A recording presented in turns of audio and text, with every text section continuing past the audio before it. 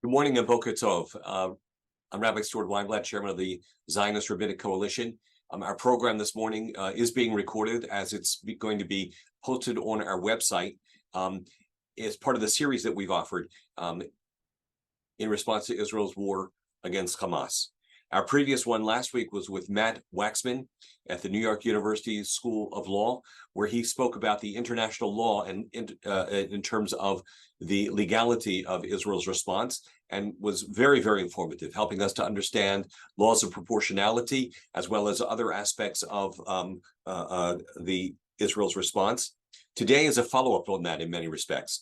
We're very fortunate to have with us Rabbi Jeremy Wieder, who is a Rosh Yeshiva at the Rabbi Isaac Elchanan Theological Seminary of Yeshiva University. And he is the Joseph and Gwendolyn Strauss Chair in Talmud. Today's program will be discussing the Halakhic implications and the moral implications, primarily from a Halakhic perspective, of Israel's response. Rabbi Wieder holds a BA from Yeshiva College as well as a PhD from New York University in Hebrew and Judaic Studies, and is a scholar in residence at Congregation Kehillat Jeshurun in Manhattan. We're very fortunate that he could be with us. This is, as I said, the second in our series. The third one will be next week. Please look for that. We don't yet have confirmation of the time, but Aliza Lewin, who is with the Brandeis Law Center, will be with us to talk about what's happening on college campuses, what kind of responses there are, what kind of recourse students have. Obviously, we're very concerned about all of these issues, and so we're very happy that the ZRC is able to present this to you. Without any further ado, I'm going to go straight to Rabbi Wieder. I'm so appreciative and very much looking forward to your presentation today. For those who wish, there is going to be there is in the chat a website, a link to a source sheet, which you can download, you can print, you can have access to. Rabbi Wieder may be making a reference to that occasionally. And with that, Rabbi Wieder, it's all yours. Thank you.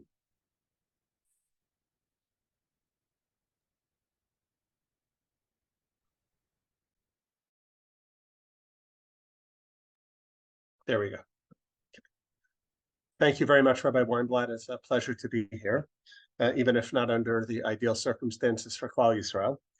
I wanted to begin talking about the question very briefly about, I'll call it halacha and ethics in war, or moral and halachic perspectives, to just talk about this question of halacha and morality in this context. The methodological assumption that I work with here, and generally speaking, is that the first question is to determine the legality, to determine whether something is permitted under halacha, because if it isn't, then really there's nothing to discuss further. But obviously, while not everybody subscribes to this, most of us, I think, subscribe to the notion that there might be things that are technically permitted by halacha, but may not be moral or ethical. It's obviously not a simple question, but that is an assumption that I work with. In this particular context, I'm also going to ignore one possibility, but in certain circles could rear its head, which is the possibility that halacha could mandate something, and that could perhaps conflict with what some would consider ethical or moral. This is not totally remote from this particular context. In the context of discussing war, there are two contexts of war that the Torah describes. One is the war against the nation of Amalek, and one is the war of conquest of the 7 nations, originally in the time of Yoshua, where the Torah mandated killing women and children. Many are sensitive to at least a seeming conflict here between what halacha mandates and morality. I'm not going to explore that issue simply because we're not dealing here, despite the rhetoric of some people, we're not dealing with that which is technically Amalek or the 7 nations, even if sometimes it feels that way.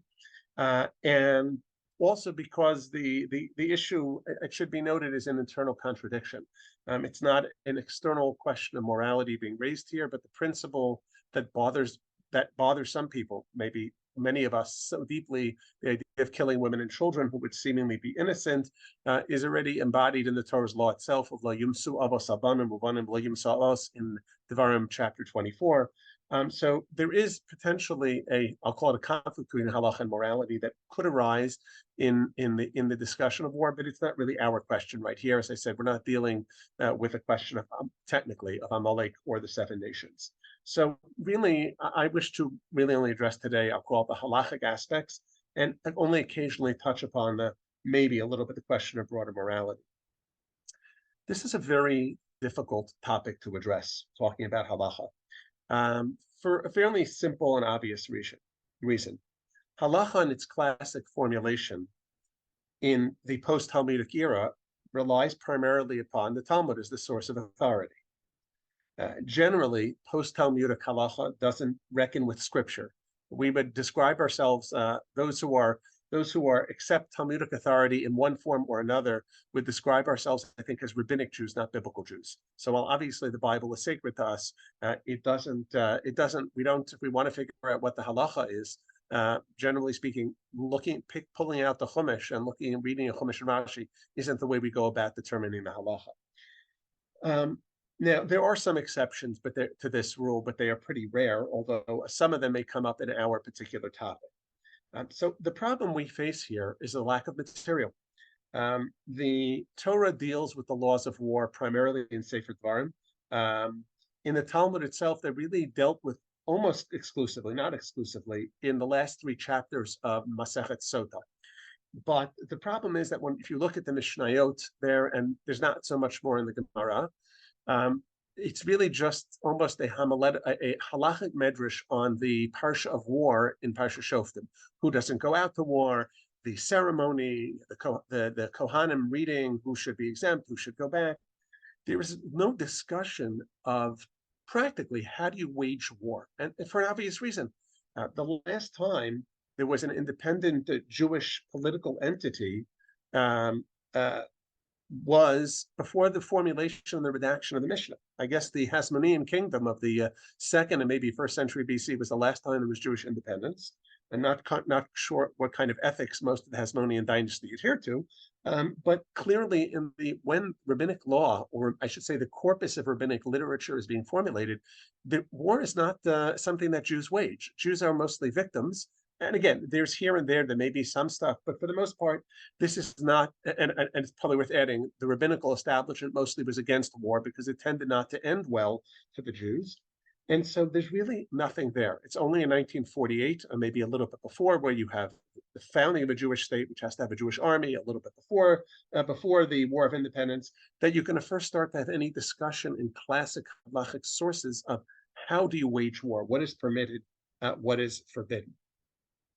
And even if we chose, if you look at contemporary halachic literature amongst poskim, particularly in Israel, trying to grapple with these questions, perhaps the most prominent person who wrote a lot of material, it's worth, if you're interested in exploring, Rav Shaul Yisraeli, who was, I believe, the founding dean of the Eretz Chemda Kollel, a tremendous Talmud Chacham, and he wrote a lot about these kinds of issues. I'll call it state and halacha, and he talks a lot about the questions of war. I believe his sefer that a lot of this is in is called the Amud Hayemini. So what you will find sometimes in people grappling with these issues in the halachic world today is to appeal to Tanakh, right? There's much more about war in Tanakh than there is in Talmudic literature. The only problem is, obviously, that outside of Torah, when we do read stories in the Nevi'im and Ksuvim, we're often left with the question of, what category does this fall into? Is this behavior we should emulate, or is this behavior that I like to tell my students falls into the Bernstein Bear category of, let this be a lesson to you, this is what you should not do. So it's really hard to know. I wanted to just take 2 examples of that because I think they're really fascinating, and one of them very much touches upon a sort of a contemporary issue. I know that this is a very difficult emotional question, but I think that one huge Kiddush Hashem that I read about in Israel was Israeli doctors treating Hamas terrorists who hadn't been killed by the soldiers and were wounded. And obviously this is very complicated from the vantage point of medical ethics, war ethics, and emotionally hugely complicated. But that particular, and the fact that Israeli doctors were treating Hamas terrorists is mind-boggling on some level. But there is a passage in Tanakh, it's a really interesting passage. I'm sure many of you are at least familiar with the story, where Elisha is wanted by the king of Aram for giving away his secrets through prophecy. And they surround the city of Dotan, and Elisha asks the angel to blind the soldiers. The angel blinds the soldiers. This is in Malachim Bet Perek Vav. It's on the first source on the source sheet. And he tells the soldiers who are blind, now let me show you who you're looking for. He leads them into the city of Shomron, and they're now surrounded by the Israelite soldiers. And then he asks God, well, open their eyes, let them see where they are. And the king of Israel asks Elisha, he says, avi, should I kill them? And Elisha says, Vayomer lo sakeh, you cannot smite them. Asher shavisa b'charbecha v'kashtecha tamakeh. Now this is a very difficult to understand what exactly he was saying. Literally means, is it that those you captured with your sword and your bow you kill? So there are two different readings here of this immediately offered by Rashi versus Radak. And to the best of my knowledge, in Chazal, Talmudic literature, there's no interpretation of this passage to know how classic halachists, how Talmudic halachists read this. And Rashi writes that what Elisha was telling him is you're not allowed to kill people you've captured already. Once they're captured, once they're no longer in danger, you're not allowed to kill them. Which is, I think, generally what we assume to be the normal ethical position. But Radak points out an alternative reading, which is the reason why the king of Israel wasn't allowed to kill them is because he didn't capture them with his sword and his bow. It was a supernatural gift handed over to him by God. And therefore, that was why he couldn't kill them. But the implication of the Radak's interpretation is had the king of Israel captured the soldiers himself, he would have been entitled to kill them even after he had captured them. The Malbim, writing much later, has a very interesting comment, which is more akin to Rashi's interpretation. He writes that which is permitted to kings to kill their enemies is only when it's derech milchama, when it's done in the manner of war. We could talk about what the manner of war means, but we assume once the fighting has stopped, the killing has to stop as well. So here's just a passage that one could look to and say, oh, well, yes, this might provide guidance, except for the guidance is unclear. And certainly if you look at David HaMelech, you look at King David, some of his choices, and which are not explicitly approved or explicitly disapproved of, one sort of wonders about it. There's one particular passage that has struck me, which is when David HaMelech has to flee from Shaul for the final time, in the late part of the first book of Shmuel. So he runs to Tziklah. He goes to Achish Melech Gas for the second time, and this time he's coming not as a solo operator, but he's coming with his 600 soldiers. And the king of Gas, Achish, gives him a place to stay. He gives him a Tziklag. And what is David HaMelech doing the entire time there? He's engaged in raiding. That's how he's supporting himself, which itself is kind of striking. It seems to be the norm in the biblical era, but not something we would accept. And then he's wiping out, when he engaged in his raids, he would kill man, woman, and child. Why? Because Achish, the king of Gas, thought that he was attacking Jewish settlements as opposed to Amalekite and other kinds of settlements. And there's not, and this is what the Navi makes clear that David deceived Achish. I, as a modern reader, look at this and say, this doesn't feel so right. But what's interesting is that when David finally is supposed to go out to war on the Philistine side, so eventually he gets sent back. This is all at the end of the first book of Shmuel. But in the process, when he comes back, while he had been gone, revenge had been taken. His wives, his children, all of his men had been captured and taken captive. Now, the story has a happy ending. They get them back, but it has a pretty, one could walk away with that story as reading this as an implicit critique of David HaMelech's behavior in that particular time. So some certain stories are explicit about addressing questions of war, like the Elisha piece, but it's not clear what it's saying. And sometimes one is tempted to read that the text is implying certain things, but it's certainly not explicitly stating. So at the end of the day, even if we wish to turn to biblical literature, nonetheless, it too may offer very little practical guidance. One last point about what I'll say the ethics of war. One of the questions that I don't think we need to address, at least not for the IDF, is the question of Eishes Yifas Torah. the woman taken captive. This raises another possibility, though, not about the specific case, that there might be things that are technically permissible but are not moral. And that goes back to my point earlier of separating what is halachically permitted and what might be moral. This is one of the few instances where Chazal explicitly identify a behavior. It's not mandated, it's permitted by the Torah, it's not mandated, as being actually less than morally ideal, but the Torah chose not to prohibit it, rather it chose to regulate it. I don't think that this specific issue is an issue for the IDF, but what it serves as a paradigm for is something that could sometimes be brought into consideration. Now, before going on, I want to make one observation about, in general, approaching these issues, and it's true with every single issue in halacha. Much of halacha depends upon what I'll call the metzius, the realia. And depending how one interprets the metzius will determine the outcome. There are people who have written some pretty horrific things about how, I think, pretty shocking things about how Israel should respond. Some politicians who have said things. Now, I think most of us, I assume, reject those possibilities. Carpet bombing Gaza, back into the Stone Age without regard for any civilian life whatsoever. I think most of us, I assume, reject such a possibility.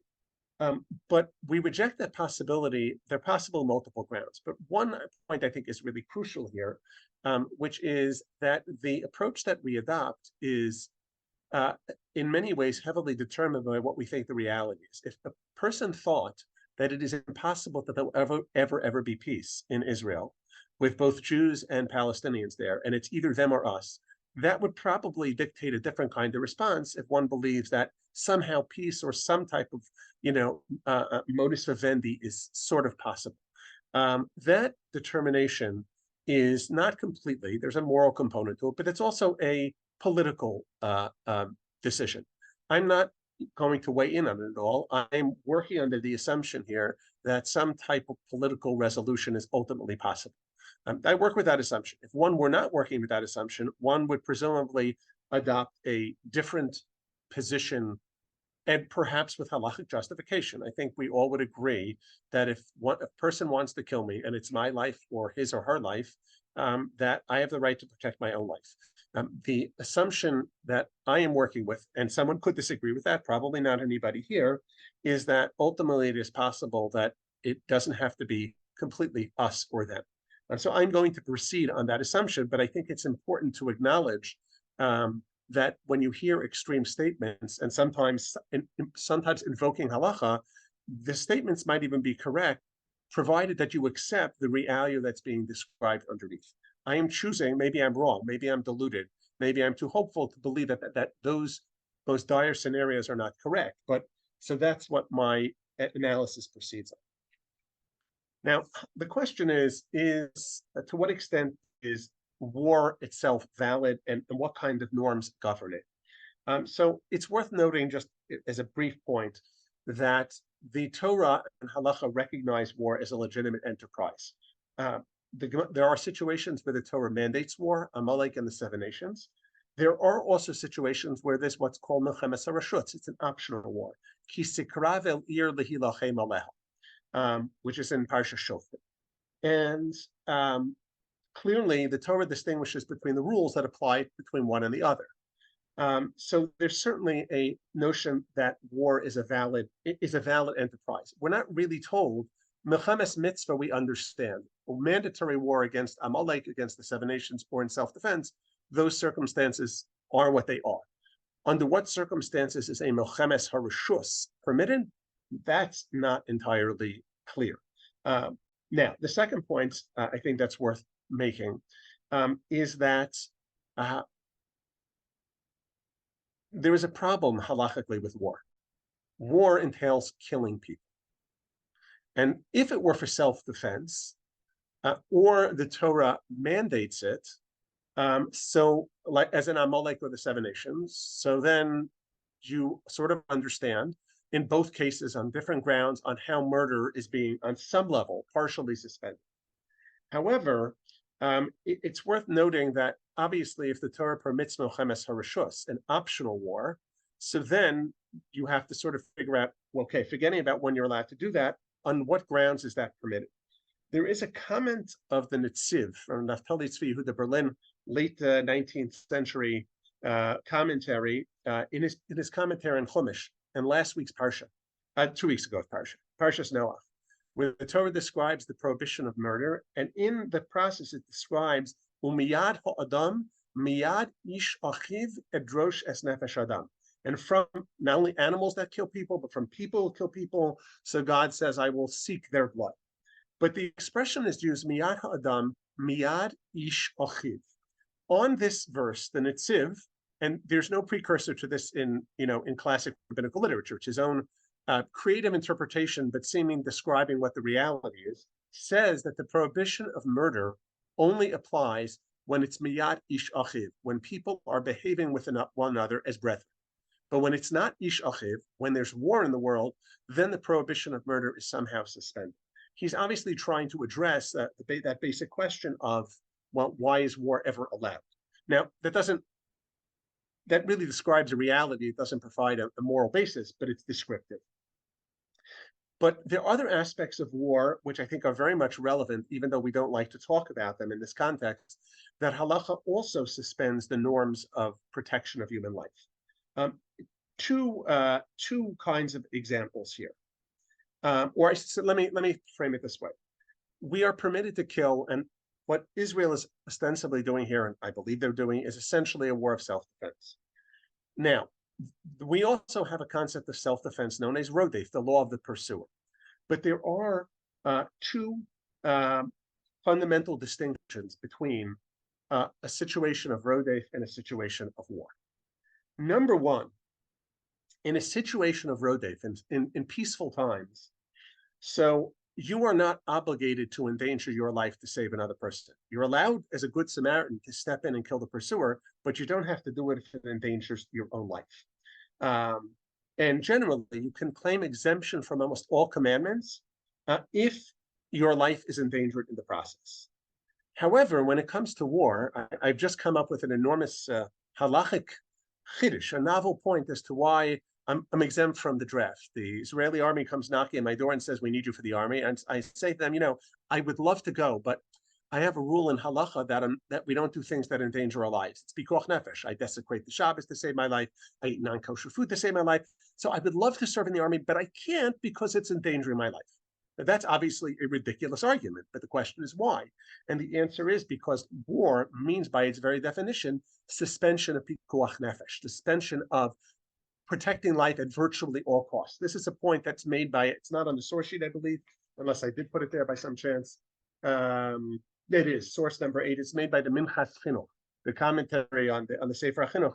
He talks about that principle that the laws of pikuach nefesh for oneself are suspended in war.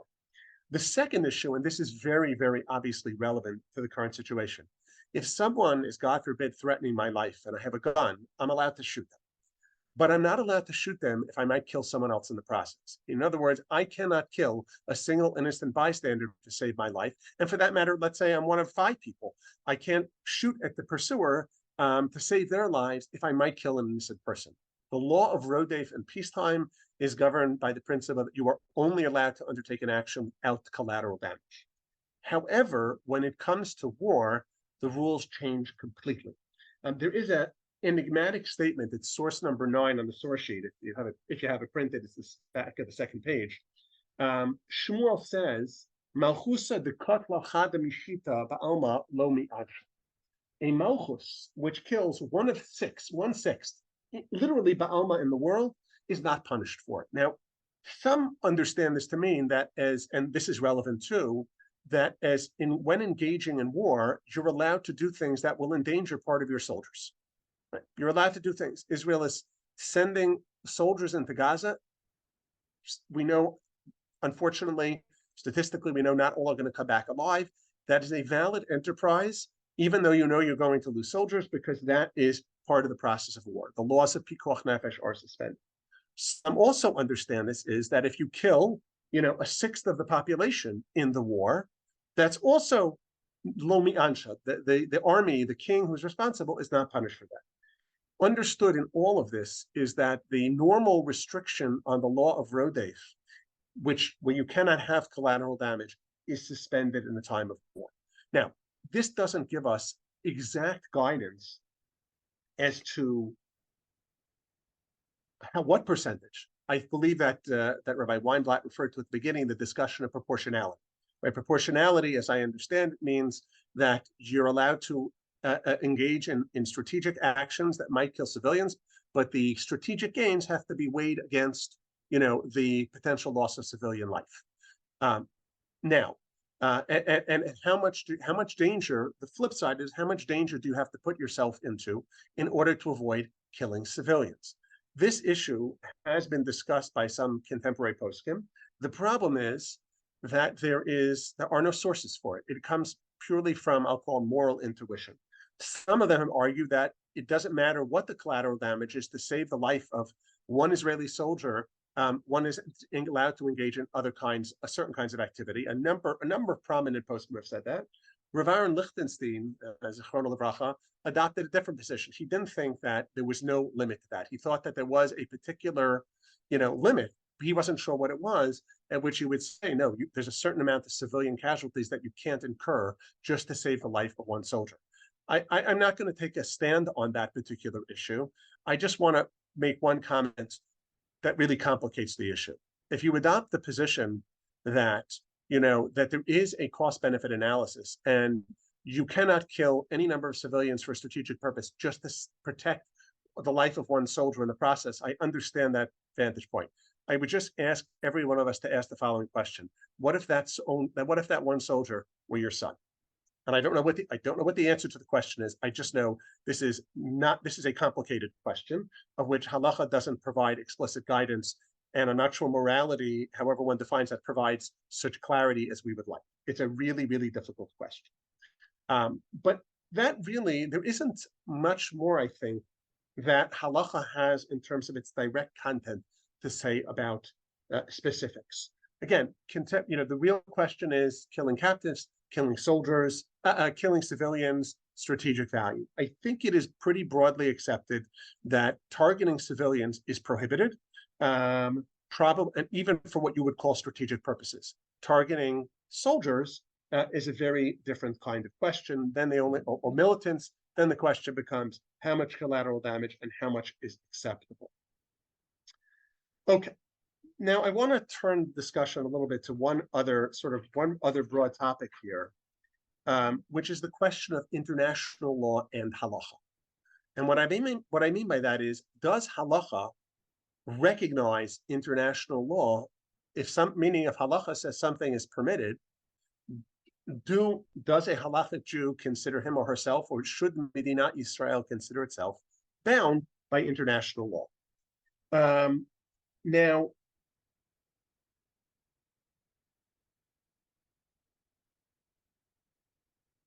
two sort of comments. Really one comment I want to make about this. It is conceivable one could adopt the position that halacha doesn't recognize international law, and therefore anything which is permitted under halacha may be done, at least as a moral halachic proposition. However, there is one consideration that should be taken into account in limiting that, even from that particular stance, which is the following. I'm pulling totally out of the middle of nowhere. There is a comment of the Magen Avraham. It's one of the major commentaries on the Shulchan Aruch, of Avram Gambiner of the early, I think, 17th century. The Magen Avraham, talking about in the laws of Shabbos, having your house built on Shabbos by a non-Jewish contractor, when he's paid by the job, he's not paid to work on Shabbos per se. So without going to the details, he says in principle, since everybody knows that when you build the shul, when you build the Beit HaKnesset, everybody knows that you're doing it through a contractor. You don't pay him by the day. He does it of his own volition. In principle, it should be permissible for them to build on Shabbat, because you're not asking him to build on Shabbat, and everybody knows that. However, he says it might be prohibited. He says a number of great sages prohibited, because the Christians would never allow a church to be built on their holy day, on Sunday. And therefore, if we were to allow a shul to be built on Shabbos, it would be a chilul Hashem, even though it's permitted. we would all say probably it's not even morally wrong, but because the rest of the world would look askance upon us as if we were like religious hypocrites because we're allowing our shul to be built on Shabbos, you're not allowed to do it. Which means there are situations where the halacha permits something where it may become prohibited, not because inherently halachically, but because the world looks askance at it morally or religiously otherwise. Again, it's a factor to be weighed. If the world would love to see more dead Jews and that's the price, we might say thank you, but no thank you. But there could be situations where halachically it's permitted, and nonetheless we would say it cannot be done because the world regards it as such a grave injustice. Now,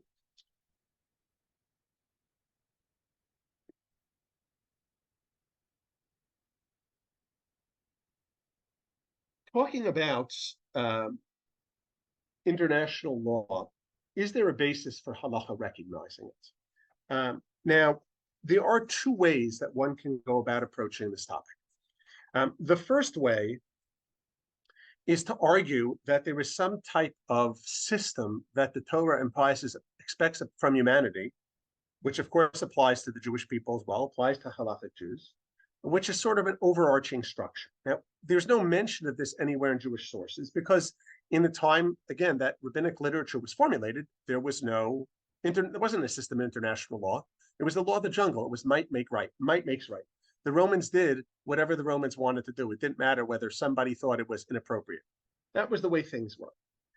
The question, however, could be asked, and in theory, there are one of two rubrics that might be expandable to encompass the idea of an international law. Before you talk about what the contents of international law might be or should be, number one is the concept of dina de malchusa dina, that the law of the land governs, that Halakhic Jews accept when they live in a broader society, that we are bound both by the laws of halacha and the laws of the society, because dina de malchusa dina. So perhaps one could see a conceptually broadened scale of that it applies not only within a country, but to the interaction of countries as well. The other possibility that has been suggested is not under the rubric of dina de malchusa, but under the principle of dinim, which is one of the 7 Noahide laws, that the obligation of all human beings to have a series of laws. So perhaps those govern not only within a country, but govern between countries as well. Now, even if we accept such a position, this doesn't tell us what the contents of that are supposed to be. Now, I would tell you the following. The way dina de malchusa dina, one of its two classic formulations works, or the basis for it, is what political theorists would call consent of the governed. Haskamas yoshvei hamedina, the agreement of the dwellers of the country, those who live in the country. Now, you could argue that such a concept would apply to international law as well. However, there is one caveat, very important caveat that qualifies that, which is in order to be something to be considered dina de malchusa dina, it has to be dina de malchusa and not what we call chamsanus de malchusa. And I'm going to translate loosely, but one of the requirements is it has to apply equally to all citizens. If you have a kind of international law that is applied only to some countries and not other countries, under the prospect of dina de malchusa dina, halacha would regard it as not binding. In other words, if halacha permitted it, just because somebody wrote in some convention it's prohibited, because we all agree to this, when half people or when it's applied to some, not to others, it is not inherently binding. So there's a possibility of seeing sort of a broader obligation as either part of dina de malchusa or dinim that we would be bound by international law. There is a second possibility, which is the one I think that's more relevant, which is treaty law. If Israel is signed as a signatory to a treaty to agree to do X, Y, and Z, so that is in fact binding. There's a very interesting passage in Sefer Yoshua, which is discussed in Talmudic literature, which was when the Jews swore to the Givonim that they would not kill them. They swore under false pretenses. The Givonim, it's chapter, I think, 9 in the book of Yoshua. The Givonim pretended they weren't from the 7 nations, and they asked for the Jews to make a treaty with them, and they did. And then they discovered that they had been duped. And the people were very upset, but the leadership said, you can't do anything to them because we swore to them. Now, the question of why that oath was binding is an interesting question. There are two views on this in the Talmud. One view is that the nature of the oath, the way it was made, is an unpermittable oath. There can be no hatarat nedarim on such an oath, whatever the nature of the oath was. The other position is that the oath was not binding at all, and the only reason they didn't kill them was because of chilul Hashem, because it would have been a desecration of God's name. However, so this is an example of, and that was an international law. But if Israel is a signatory to a particular convention, the Geneva Conventions, then one can argue that they are bound by such things.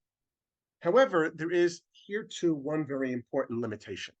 This is a passage that's found in Shulchan Aruch in a much happier context, in the context of marriage. Two parties get together, they make a promise, they make what nobody does anymore, they make tinaim. Each side, the groom side promises this, the bride side promises that, they take an oath, each one, and they agree they're going to get married by a certain time. And now one party violates its oath. Anytime you have a mutual oath, which is they're codependent, and one side violates it. So the Shulchan Aruch rules that the oath is no longer binding upon the other side. A mutual oath is rendered null and void for the party that didn't violate it. So if Israel is a signatory to a convention and the other party is not, it's not entirely clear whether halacha would recognize the binding nature. Now, it is possible, of course, that Israel has agreed. I don't know enough about the Geneva Conventions, that Israel has agreed to adhere to these conditions the way they fight war, even against an enemy that doesn't do so. I don't know what it says in those conventions, but that too is a question that really has to be analyzed. Again, if halacha prohibits something, if halacha prohibits, which I think it does, targeting civilians, it doesn't really matter what it says in the Geneva Conventions or anywhere else. If, however, one were to take, let's say, for example, take the proportionality argument. So if one were to argue that adopt the extreme position, I'm not, as I said, I don't know really what the right thing is, that you can save the life of one Israeli soldier, no matter how many civilians are killed as collateral damage, even if international law said that is not that's not true, that there has to be proportionality. So the question of whether the fact that if Israel were a signatory, whether that would be binding would depend upon the question, if you're fighting against someone else who doesn't adhere to such conditions, are you obligated to follow them? And before I close, and I'm about to close, I want to just make one point, which I think I hinted to earlier, but I think it's particularly relevant here. I think that there are many of us who see the tragic suffering of innocent people and are deeply pained by it. And I think we should be. I think we absolutely should be. I think that one of the things that the halacha identifies for us, or sort of highlights for us, is that the nature of war is that innocent people get killed.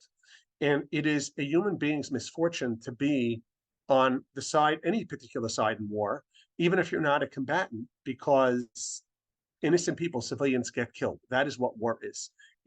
We'd be all happier if war were done away with. In fact, Rav Shol Yisraeli, in one of his essays, talks about the possibility, if all the world agreed not to fight war anymore, then war would be prohibited for everybody. He accepts that argument. He said, just unfortunately, the world hasn't reached that point. As long as we haven't reached that point, the reality is that any country that's going to fight a war, including a war of self-defense, is going to have to accept the reality that there are civilians who are going to suffer. Civilians on the other side, because that's just what war is, unfortunately. And it's very hard to hear, but I think that that's clear on a halachic level, and I think it's clear on a moral level as well. I want to just to really come back to one point that I made earlier, and I'm stopped. I think I've said enough. Just take, if any questions or discussion. I think one of the really crucial issues that we need to be aware of, even with talking within the community, forget talking to outside the community, but they're both true, is we do, as I said earlier, the application of halacha and the approach one takes depends heavily upon one's assessment of the reality. If one assumes that it is impossible to ever have peace, or it's us or them, that would dictate one response. If one assumes that there's a possibility of having peace, then there are a whole series of responses that become options all of a sudden. I'm not a prophet. I can't, I'm not a politician. I'm not going to venture a political opinion. But I think that when one is arguing for an opinion, if one is, for example, if one is going to argue against certain voices that I've seen that argue that basically you have to drive all the Palestinians out, the argument in response to them has to be to counter the claim that peace is forever impossible, will never be. It's only us or them. I don't know if I'm right about that, but that would be, but it's crucial to identify not just the moral issues, but the realia upon which the moral and halachic issues hinge. Okay. Rabbi Said Wieder, enough. thank you for an outstanding presentation.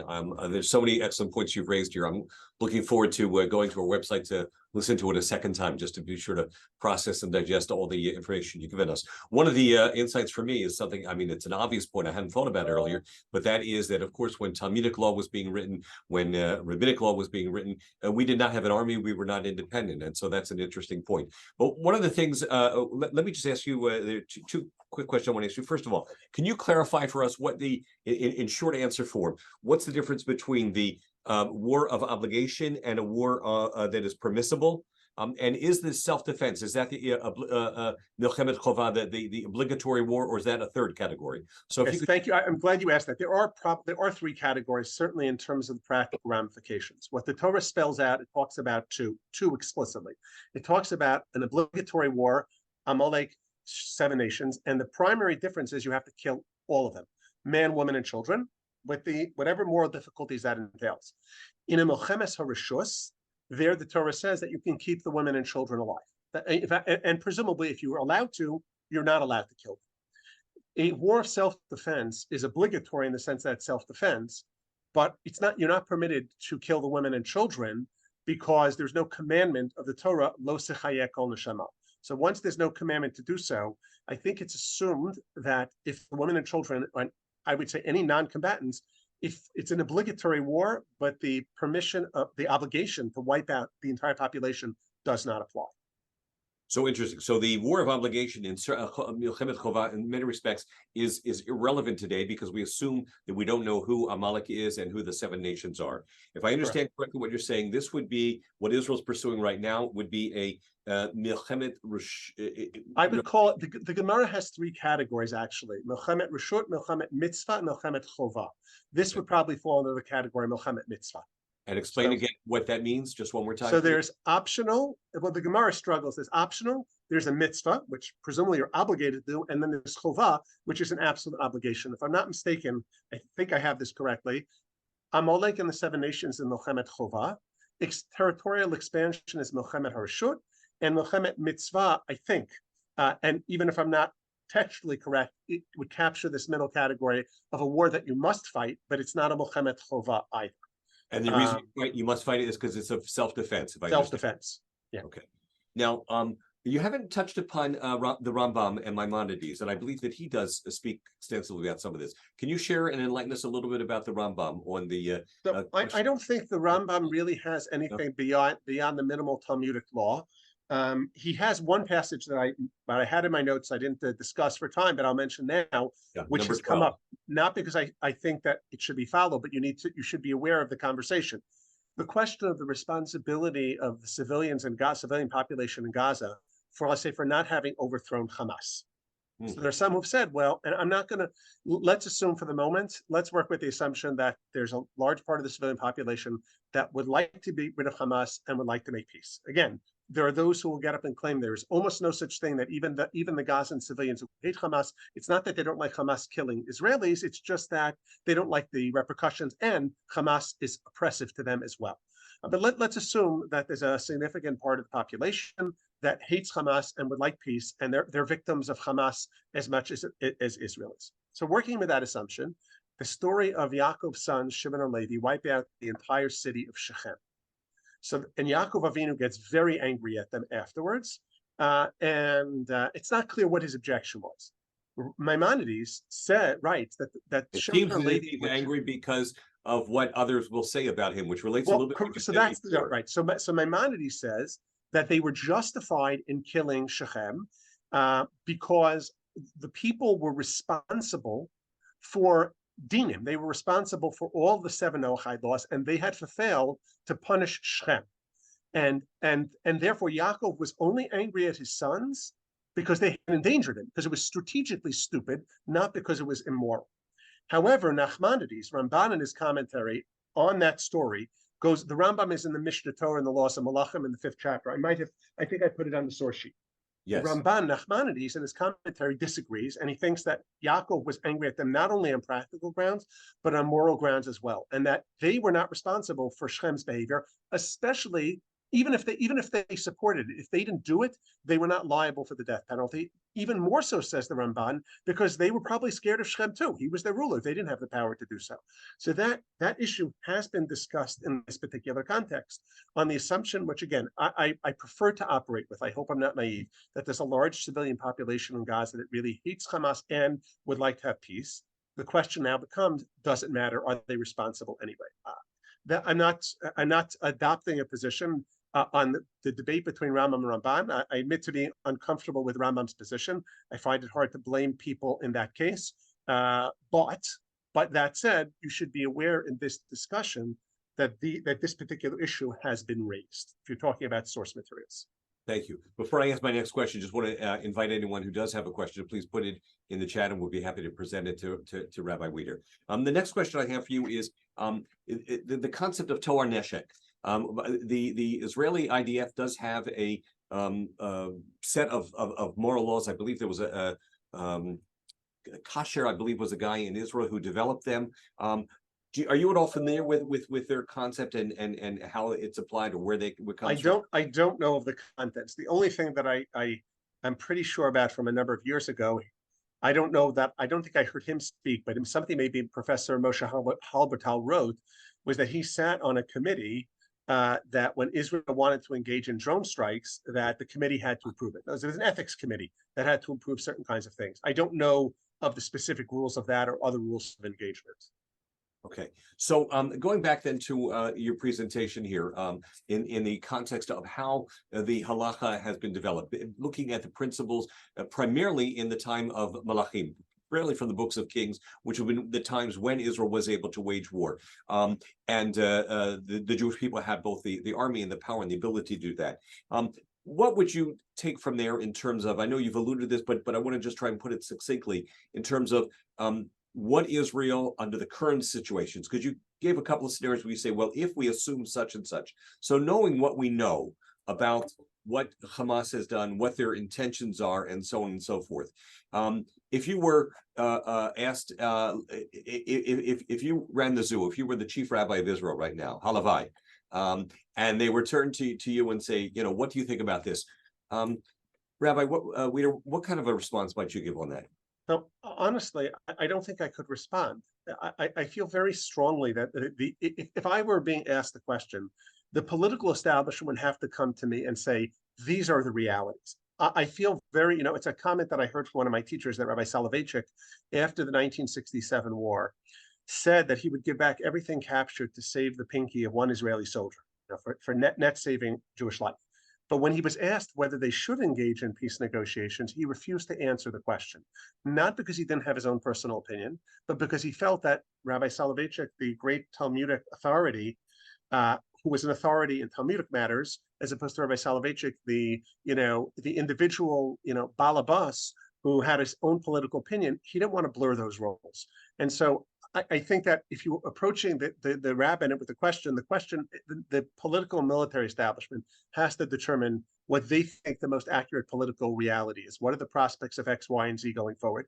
And then if you give me those, I can tell you the following. So if you told me that it would be impossible and the choice is for a Jewish state to exist, or you have to drive all the inhabitants out, again, I hope that's not the case. I choose not to believe that's the case. Then I would respond and say, well, look, it's us or them. This is the classic Rodef scenario war, and it's horrible, but we have no choice. If you tell me that there's a possibility of peace, now I have to start to weigh the question, and I don't know the answer. How many soldiers, how do we go about this operation? How much do we avoid civilian deaths by doing so and so? So let me share with you two questions that came in the chat to me. The first one saying that from Rabbi Rank, saying that knowing that Hamas is dedicated to Israel's destruction, knowing how successful their attempt to make good on their principles was, did Israel have a halakhic responsibility which it did not fulfill to have taken preemptive action? In other words, is the government Diavad in the ex post facto guilty of not taking preemptive actions? And then we have a follow-up question I'll ask once you've responded to this. It's a good question, but the problem is that it's easy to play Monday morning quarterback. But I presume the flow, I would guess, as this is a political evaluation of a non-expert. Obviously, there was an intelligence failure here. If Israel had thought that this attack were imminent, it would have stationed more battalions around Gaza. It would have had more soldiers here, there, and every other place. If Israel thought that they had an easy option politically, strategically to go in and kill some Hamas members, I presume they would have done that. The failure here is not so much a halachic one of not appreciating their responsibility. The failure here is, I'll call it an intelligence one, a failure for them to apprehend what the Metzius was. I don't think there would have been any debate that if they saw this coming, they would have done something to prevent it. The problem was they were proverbially asleep at the wheel. That's the problem. So, well, certainly there were actions beforehand. But let me move on to this other question. I think you've touched upon it, but since it's here in the a chat by Rabbi Malik asking about whether or not what was said in regard to Rambam's position vis-a-vis Shechem could perhaps be applicable here. In other words, that the people of Gaza, in a lecture she heard yesterday with Rabbi Reuven Kemelman, was making the point that, in fact, that many of the people in Gaza certainly are housing the terrorists, are giving aid and succor to them. I would, by the way, I'll just add a personal point in here, and that is that I've started to challenge people when they say that most Palestinians don't support Hamas. And I've said, on what basis do you know that to be the true? I said to be the case. Maybe it's true, but prove it, because after all, they are the rulers in that area there. Rabbi Wieder, please. So again, this is my point that I made in the middle, and I concluded with. That is really an important question, right? When if you take the situation where Hamas are hiding in civilians' houses, how much consent is there? How much consent is there not?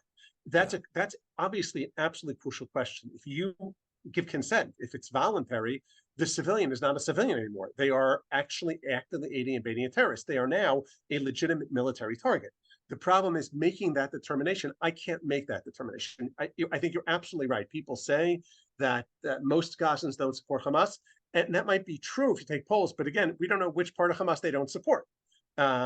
So I agree, but I can't make that evaluation. That's why I think it's so important to I think you're pushing back on that question is very important because it's an essential question.